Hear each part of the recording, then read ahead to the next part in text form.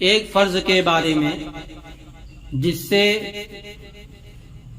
بچنا فرض ہے، اگر نہیں کریں گے وہ عمل، اللہ کی نافرمانی کریں گے جس میں قرآن میں فرض قرار دیا گیا ہے، اور جو قرآن کی باتوں پہ عمل نہ کرے وہ گناہگار ہوگا۔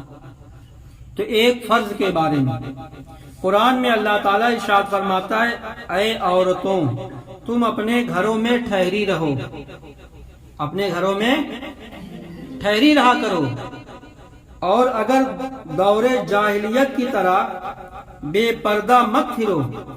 یعنی دور جاہلیت کسے کہتے ہیں؟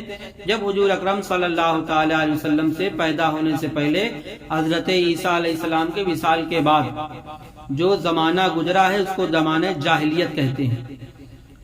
تو پہلے کی عورتیں پردہ نہیں کرتی تھی، بے دوپٹہ بے پردہ باہر گھومنے نکل جاتی تھی، مگر اسلام میرے آقا صلی اللہ علیہ وسلم نے جب نبوت کا اعلان کیا تو قرآن کی آیتیں اترنا شروع ہوئی، تو اللہ تعالی نے فرمایا کہ عورتیں جب باہر نکلیں تو پردہ کے ساتھ نکلیں۔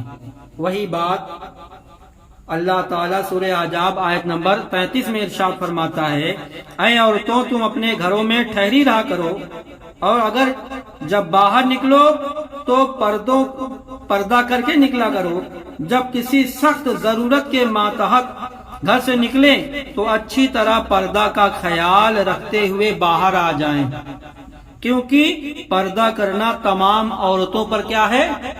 فرض ہے۔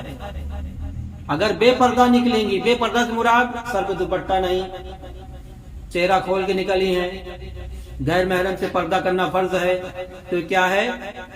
اگر جو بے پردہ نکلیں گی تو گناہگار ہوں گی۔